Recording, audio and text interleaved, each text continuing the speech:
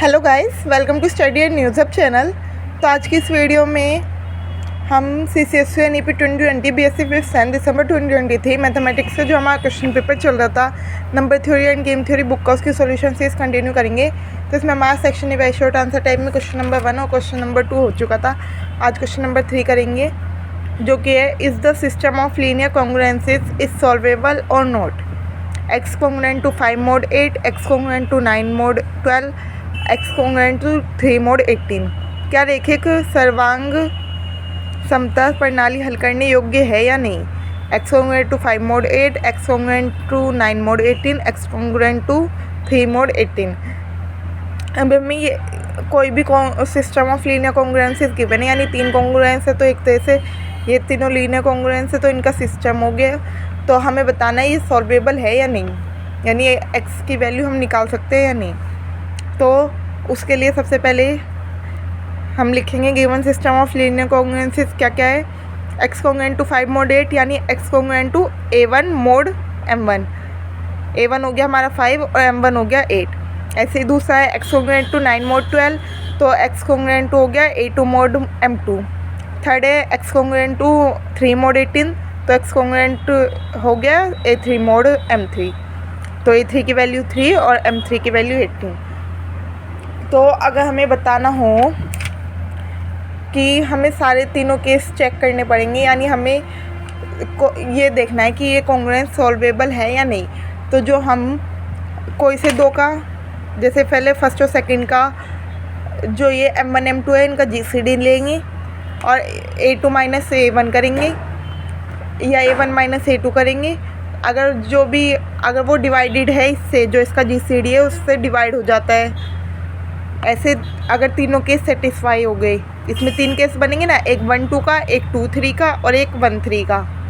अगर तीनों case satisfy होगी तो वो सॉल्वेबल होगी। देखो, we have to check for all the 3 cases whether as minus AT is divided by ms mt, यानी GCD है ये।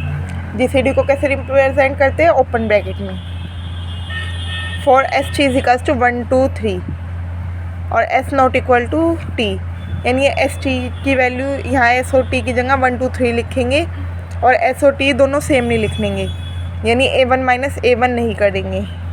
a1 का वो m1 का m1 के साथ GCD नहीं लेंगे। तो सबसे पहले m1 m2 का लेंगे, यानी s1 मान लिया और t 2। तो m1 m2 का GCD, m1 था हमारा 8 और m2 था 12, इनका GCD आ गया 4 2 जा 8 और 4 3 जा 12, क्योंकि 2 और 3 कॉमन फैक्टर में नहीं है तो हाईएस्ट ये वाला हुआ। एंड a1 माइनस a2 क्या आएगा, 5 है a1 की वैल्यू और 9 है a2 की वैल्यू, तो 5 माइनस 9 माइनस 4। अब माइनस 4 डिवाइड हो जाता है 4 से, तो क्या लिखा है, 4 डिवाइड्स माइनस 4 डिवाइड करता है माइनस 4 को। एंड इसका मीन्स क्या हुआ, m1 m2 का जो GCD है वो डिवाइड कर रहा है a1 माइनस a2 को। अब m1 m3 का लेंगे, 8 और 18 का GCD क्या होगा, 2, हाईएस्ट कॉमन फैक्टर 2 है। इसका GCD निकालने का मेथड आपको देखना हो तो देख सकते हो। ये देखो इसमें क्या फैक्टर बनेंगे, 2 2 2 और इसमें 2 3 3, तो कॉमन क्या आया 2 2, तो हाईएस्ट कॉमन फैक्टर 2 हो गया। इसमें क्या बनेंगे 2 2 2 और 2 2 3। अब 2 2 भी कॉमन है और फिर एक और बार 2 2 कॉमन है, तो 2 2 जो 4 कॉमन आ गया।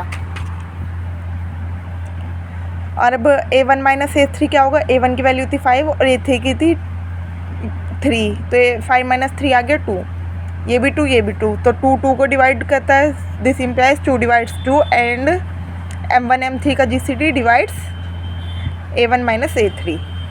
अब ऐसे तीसरा केस m2 m3 का GCD क्या होगा, 12 18 का 6 और a2 माइनस a3 भी 6 ही आ गया और 6 6 को डिवाइड करेगा तो m2 m3 भी डिवाइड कर रहा है a2 माइनस a3 को। तो इसका आंसर क्या आया, तीनों केस सेटिस्फाई हो रहे हैं, तीनों में डिवाइड कर रहा है जो GCD है वो इनके डिफरेंस को। तो इसका मीन्स ये कॉन्ग्रुएंस क्या है, solvable. So the given system of linear congruences is solvable as GCD of MSMT divides AS minus AT for all cases। Difference है उसे डिवाइड कर रहा है कौन, GCD। तो इसलिए ये सिस्टम ऑफ कॉन्ग्रुएंसेस क्या हो गया, सॉल्वेबल। इस वीडियो के लिए गाइस इतना ही, मिलते हैं नेक्स्ट वीडियो में नेक्स्ट क्वेश्चन के साथ। Like share comment subscribe and don't forget to press the bell icon ताकि मेरी वीडियोस आप सभी के पास सबसे पहले पहुँचे। Stay tuned with study and news up. See you in the next video. Bye bye guys, thank you so much. ज़्यादा से ज़्यादा बच्चों को शेयर करें ताकि उनका बेनिफिट हो।